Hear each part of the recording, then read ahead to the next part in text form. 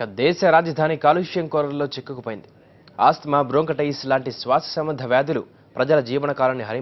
మరోవైపు విపరీతమైన రద్దీతో ఆఫీసులకు సకాలంలో వెళ్లలేక అనేక ఇబ్బందులు ఎదుర్కొంటున్నారు. బీజింగ్ మాదిరి ట్రాఫిక్ కంట్రోలర్స్ ని ఢిల్లీ రాజధాని ప్రాంతంలో ఢిల్లీ సీఎం ప్రవేశపెట్టారు. వీటిపై ఢిల్లీ ప్రజలు ఏమంటున్నారు? ట్రాఫిక్ ను నియంత్రించే సంఖ్యలో పోలీసులు ఉన్నారా? సరీ బేసి సంఖ్య కార్ల సరికొత్త రూల్స్ పై నేటి మ్యాగజైన్ స్టోరీ సరీ బేసి. ప్రపంచంలోని అత్యంత కాలుష్య నగరాల్లో ఒకటైన ఢిల్లీని శుద్ధి చేసేందుకు కేజ్రీవాల్ సర్కార్ నడుం బిగించింది. డేంజర్ లెవెల్స్ దాటిన వాయు కాలుష్యం ప్రజల ప్రాణాలకు ముప్పుగా పరిణమించడంతో కఠిన చర్యలకు ఉపక్రమించింది. నేటి నుంచి 15 రోజుల పాటు ఢిల్లీలో ప్రయోగాత్మకంగా సరీ బేసి విధానంతో వ్యక్తిగత కార్లపై ఆంక్షలు విధించింది. ఫలితంగా లక్షలాది కార్లు ఇంటికే పరిమితమై రోడ్లపై ట్రాఫిక్ కాలుష్యం తగ్గింది. మెజారిటీ వాహనదారులు ఈ విధానానికి సహకరిస్తూ ఈ ప్రయత్నాన్ని స్వాగతిస్తున్నారు. ఢిల్లీలో వాయు కాలుష్యాన్ని నియంత్రించేందుకు రాష్ట్ర ప్రభుత్వం చర్యలు చేపట్టింది.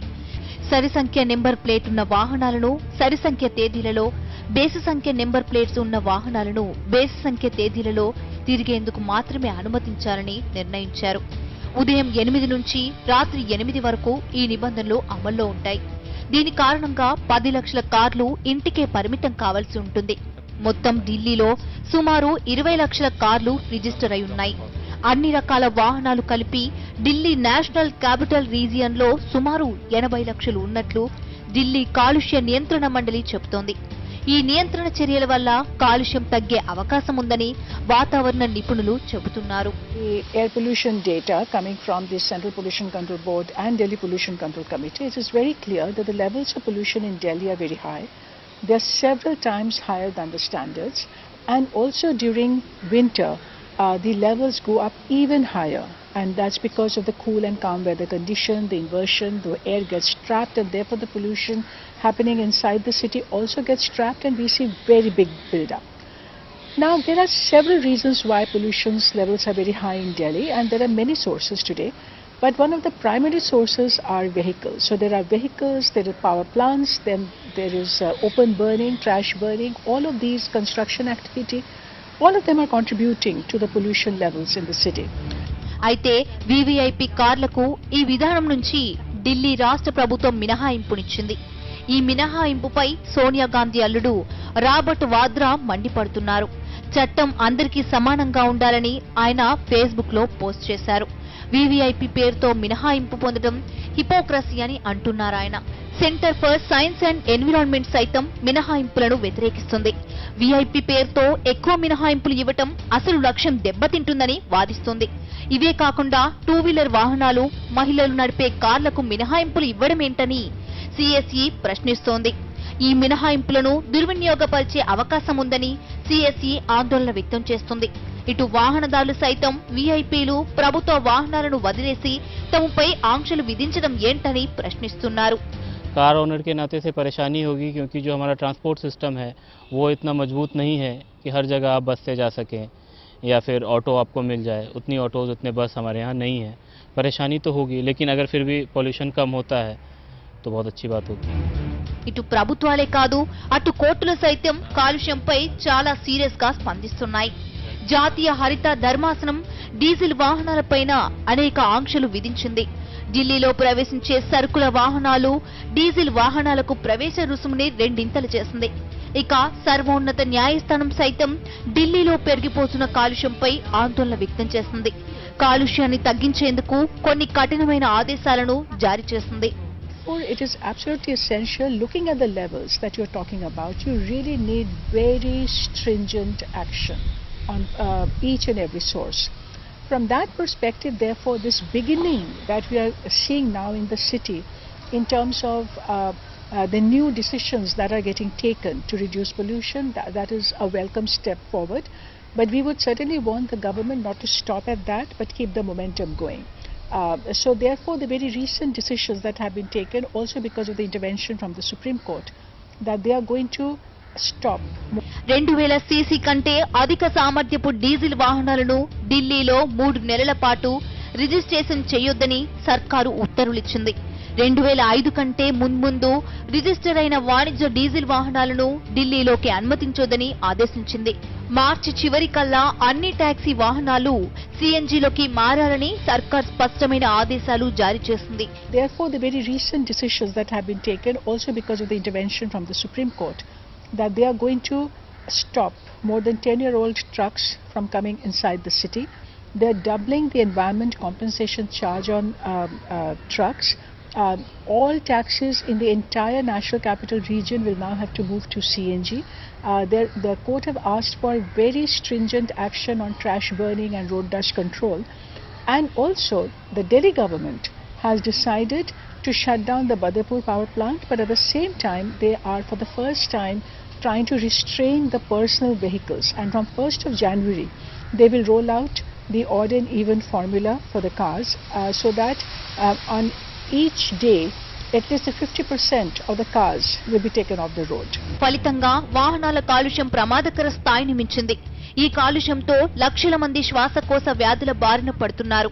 ఆస్తమా లాంటి దీర్ఘకాలిక జబ్బులతో జీవితాంతం బాధపడాల్సిన పరిస్థితి ఉత్పన్నమవుతుంది.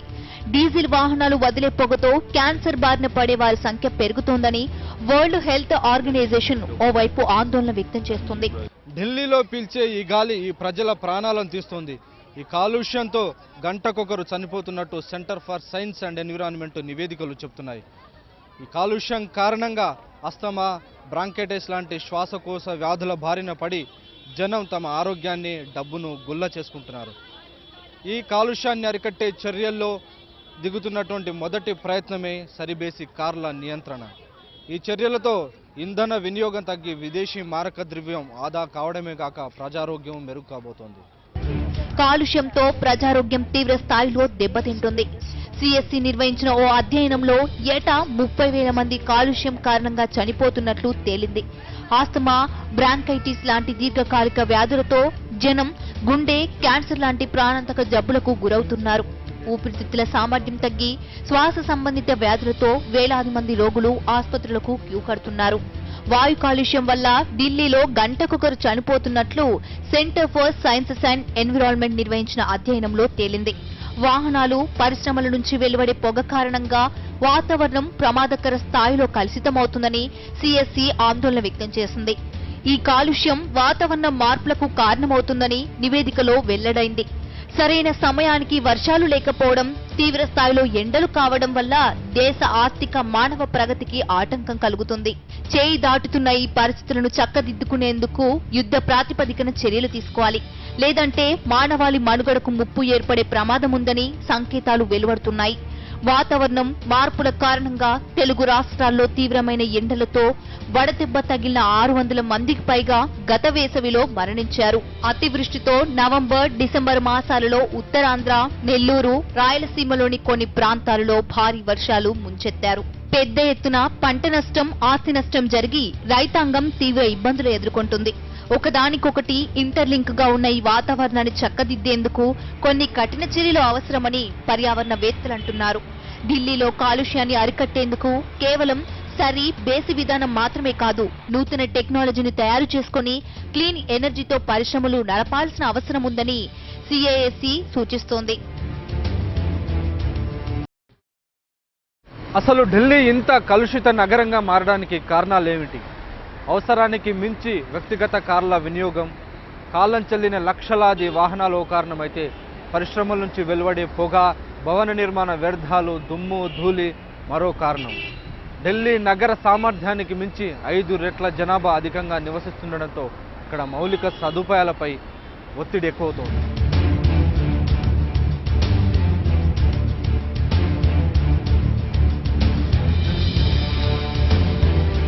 ఢిల్లీ నగరంలో సామర్థ్యానికి మించి 5 రెట్ల జనాభా అధికంగా నివసిస్తోంది.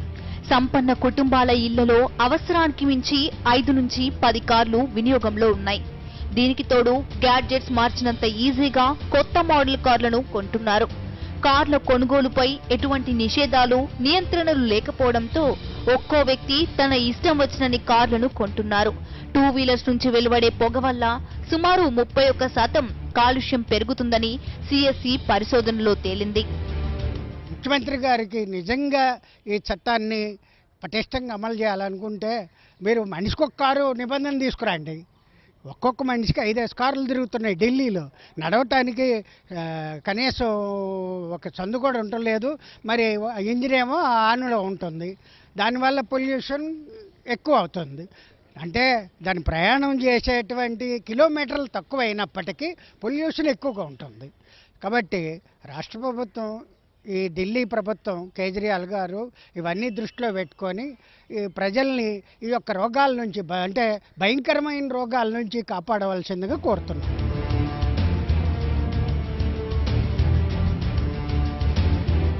కాలుష్యాన్ని అరికట్టేందుకు ప్రభుత్వాలు ఇప్పుడిప్పుడే కదులుతున్నాయి. ప్రపంచంలో అత్యంత కాలుష్య నగరంగా దేశ రాజధాని ఢిల్లీకి పేరుంది. ఇక్కడ నివసించేందుకే జంకాల్సిన దారుణ పరిస్థితులు ఇప్పుడు ఏర్పడుతున్నాయి. ఇటీవలే రాయబార కార్యాలయంలో పనిచేసిన ఓ ఉన్నతోద్యోగి పిల్లలు అనారోగ్యం బారిన పడ్డారు. డాక్టర్ చెకప్ లో తేలిన విషయం ఏంటంటే కాలుష్యం కారణంగా పిల్లలకు శ్వాసకోశ వ్యాధులు సంక్రమించాయని నిర్ధారణ అయింది. దాంతో ఆయన ఢిల్లీ నుంచి తిరిగి తన దేశానికి వెళ్లిపోయారు. ఇలా అనేక సంఘటనలు వెలుగు చూస్తూనే ఉన్నాయి. ఉద్యోగం కోసం ఢిల్లీకి చేరిన వారు, చిన్న పిల్లలు, వృద్ధులపై కాలుష్యం ప్రభావం అధికంగా ఉంటుంది. एक अच्छी सोच है, लेकिन सरकार ने पूरी तैयारी नहीं की है. ट्रैफिक दिल्ली सरकार के पास नहीं है, ट्रैफिक पुलिस दिल्ली सरकार के पास नहीं है, तो कैसे सरकार इसको कामयाब बनाएगी ये कहना बड़ा मुश्किल है. हाँ, एक अच्छा प्रयास है, लेकिन देखना होगा कि क्या रिजल्ट आता है इसमें.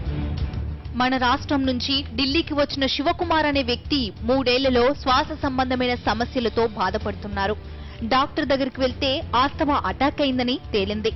దీంతో ఆయన ప్రతిరోజు ఇన్హేలర్ వెంట పెట్టుకుని తిరగాల్సిన పరిస్థితి వచ్చింది. ఓసారి శీతాకాలంలో రైలులో ప్రయాణిస్తున్నప్పుడు హఠాత్తుగా శ్వాస ఆడని పరిస్థితి ఎదురైంది. వెంటనే మార్గ మధ్యలో నాగ్పూర్లో దిగి అత్యవసర చికిత్స చేయించుకుని ప్రాణాలతో బయటపడ్డారు. ఒక్కోసారి ఈ ఆస్తమా దీర్ఘకాలం కొనసాగితే గుండె జబ్బులకు దారితీసే ప్రమాదం ఉంది. దాన్ని ఇంప్లిమెంట్ చేయడానికి అవసరమైన యంత్రాంగం లేదు. ప్రధానంగా అవేర్నెస్ ద్వారానే ఇదంతా కూడా అమల్లోకి వచ్చే అవకాశం ఉంటుంది. అయితే మన ఇండియాలో వాలంటరీగా మీరు నిబంధనలు పాటించండి అంటే అంత సీరియస్నెస్ పబ్లిక్లో ఉండదు. హెల్మెట్ ఇద్దరు హెల్మెట్ పెట్టుకోండి ట్రావెల్ చేసే వాళ్ళంటేనే పెట్టుకోరు.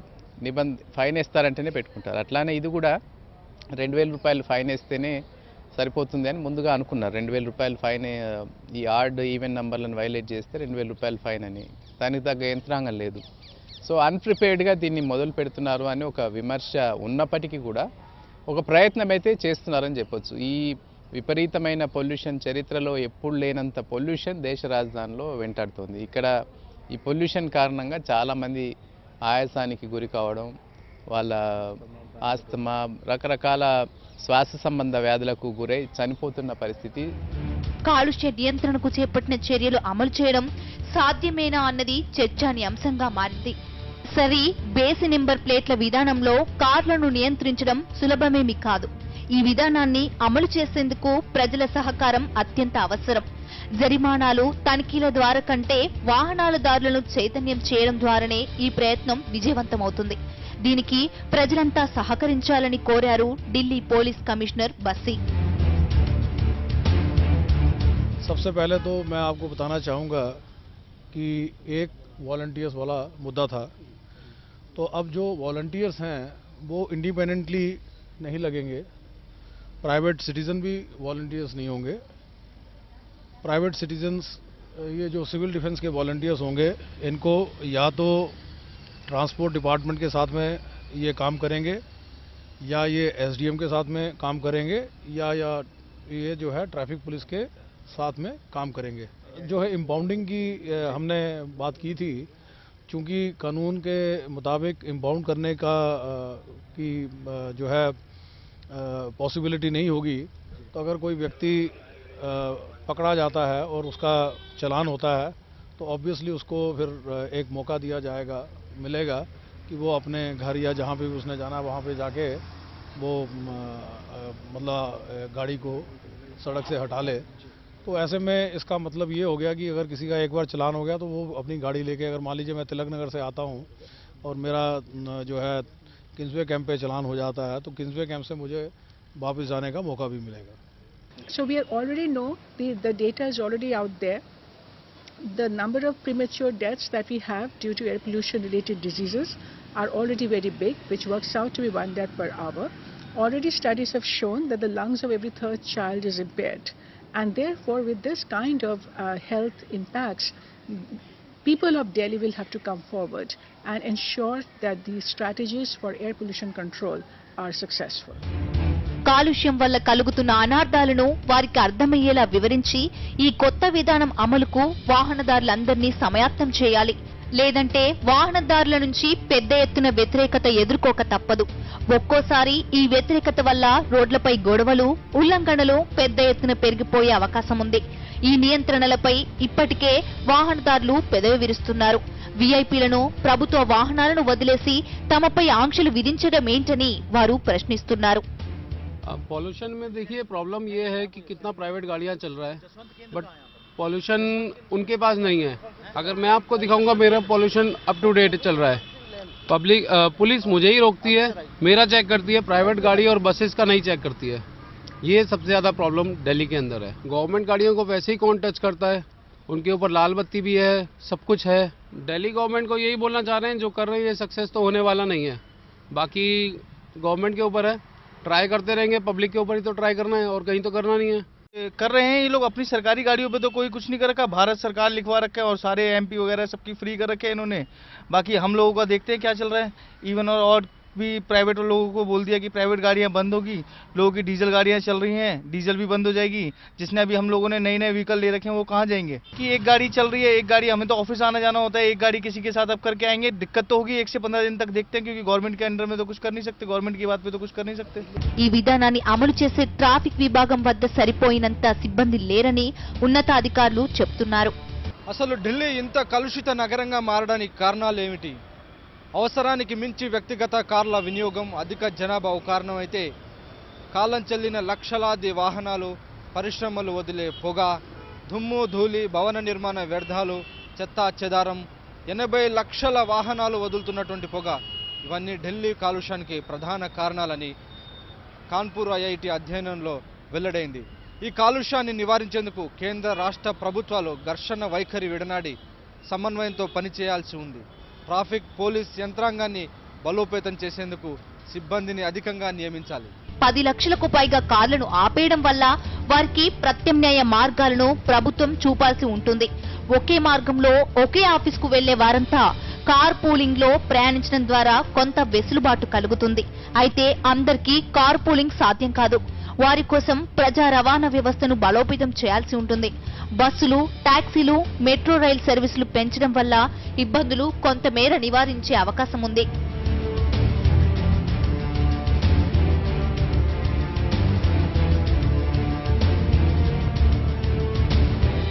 2.5 కోట్ల మంది నివసిస్తున్న ఢిల్లీలో మౌలిక వసతుల కల్పన ప్రభుత్వాలకు సవాల్గా మారింది. సరిబేసి సంఖ్యలతో వెహికల్స్ని ఆపరేట్ చేయాలి అనే ఒక గైడ్లైన్ కొత్తగా ఉన్నప్పటికీ ఇది పర్యావరణాన్ని దృష్టిలో ఉంచుకొని, విపరీతమైన పొల్యూషన్ దృష్టిలో ఉంచుకొని ఢిల్లీ ప్రభుత్వం తీసుకొస్తున్న కొత్త మెజర్. ప్రతిదీ కొత్తది ఏది చేసినా కూడా రెసిస్టెన్స్ చాలా ఉంటుంది. ఇక్కడ సిఎన్జి వెహికల్స్ కన్వర్ట్ చేయాలి ఢిల్లీలో అన్న ప్రతిపాదన వచ్చినప్పుడు కావచ్చు, ఇండస్ట్రీస్ను ఊరికి దూరంగా షిఫ్ట్ చేయాలి, ఇళ్ళ నడుమ ఇండస్ట్రీస్ పెట్టొద్దు అనే ప్రపోజల్ వచ్చినప్పుడు చాలా రెసిస్టెన్స్ వచ్చింది. అదే తరహాలోనే ఇప్పుడు ఈ సరిబేసి సంఖ్యల కాన్సెప్ట్ను తీసుకొచ్చిన సమయంలో కూడా కొంత రెసిస్టెన్స్ కనిపిస్తుంది. అయితే దాని ముఖ్యమైన ఇంటెన్షన్ సరిబేసి సంఖ్యల విధానం ద్వారా మోస్ట్లీ 4 వీలర్స్ను రిస్ట్రిక్ట్ చేయాలి అనేది ప్రధానంగా ప్రభుత్వ ఉద్దేశం ఉంది. 2 వీలర్స్ అన్నీ ఎగ్జంప్షన్ ఇస్తున్నారు, సిఎన్జి ఆపరేటెడ్ వెహికల్స్ ఎగ్జంప్షన్ ఇస్తున్నారు, ఎమర్జెన్సీ వెహికల్స్ ఎగ్జంప్షన్ ఇస్తున్నారు, విఐపి వెహికల్స్ ఎగ్జంప్షన్ ఇస్తున్నారు, పబ్లిక్ ట్రాన్స్పోర్ట్ కంటిన్యూ అవుతుంది. కేవలం పర్సనల్ కార్లను మాత్రమే, అది కూడా ఒకరోజు రిస్ట్రిక్ట్ చేసుకోండి వినియోగాన్ని అంటున్నారు. మహిళలు వెళ్తే కూడా దానికి పర్మిట్ చేస్తున్నారు. సో చాలా పరిమితమైన ఇది ఒక రిస్ట్రిక్షన్గానే దీన్ని చూడాల్సి ఉంటుంది. సామర్థ్యానికి మించి 5 రెట్ల జనాభా అధికంగా నివసిస్తున్న కారణంగా అందరికీ మౌలిక వసతులు కల్పించడం ప్రభుత్వాల వల్ల కావడం లేదు. ప్రజా రవాణా వ్యవస్థలో అవసరమైన సంఖ్యలో బస్సులు లేకపోవడంతో ప్రజలు వ్యక్తిగత వాహనాలలో ప్రయాణిస్తున్నారు. ఢిల్లీ మెట్రో రైల్ సర్వీస్లో ప్రతిరోజు 25 లక్షల మంది ప్రయాణం చేస్తున్నారు. మొత్తం 190 కిలోమీటర్ల పరిధిలో మెట్రో రైల్ సర్వీసులు నడుస్తున్నాయి. ఈ ప్రయోగాత్మక సరి బేసిక్ కార్ల విధానం విజయవంతం కావాలంటే మెట్రో సరి ఈవెంట్ సర్వీసులు, బస్సు సర్వీసులు పెంచాల్సి ఉంటుంది. Clearly, this is not enough, and the city will have to do a lot more. But if you do something like this, then that will help to catalyze a lot of important decisions that are needed today to improve the public transport systems in the city. So for the 15 days when they are going to be implementing odd and even formula, for that period, government will have to plan out how they are going to intensify the bus service, metro service, improve auto and taxi services in the city.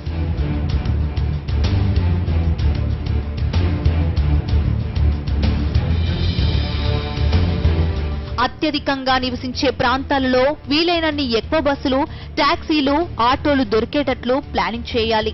ఈ అవకాశాన్ని ఆదాయంగా మలుచుకునేందుకు double రేటుకు మీటర్లు వేసి జనాన్ని ఇబ్బంది పెడుతున్నారు. ఈ auto వాళ్ల ఆగడాలకు కళ్ళెం వేయాలి. రోడ్లపై ఉన్న అడ్డంకులు తొలగించాలి. బాటిల్ నెక్ రోడ్లను యుద్ధ ప్రాతిపదికన విస్తరించాలి.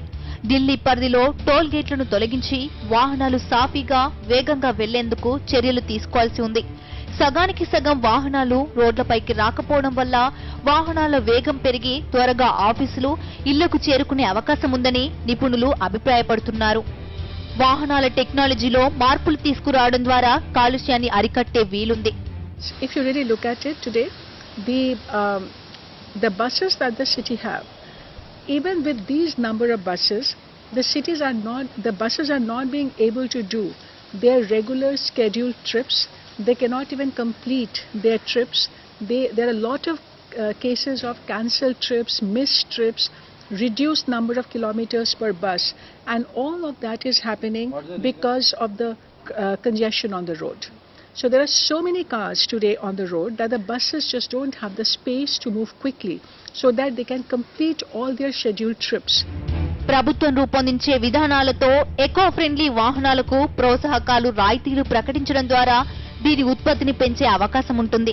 తక్కువ ఇంధనాన్ని ఉపయోగించి పర్యావరణానికి నష్టం కలిగించని పరిజ్ఞానంతో వాహనాలలో మార్పులు చేయాల్సి ఉంది.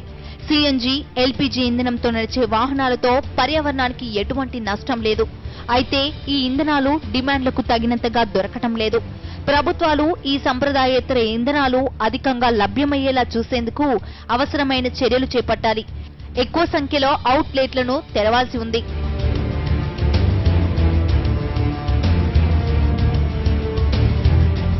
ఈ కాలుష్యాన్ని అరికట్టేందుకు కేవలం సరి బేసిక్ కార్ల నియంత్రణ, డీజిల్ వాహనాల రిజిస్ట్రేషన్లపై నిషేధం మాత్రమే సరిపోదు.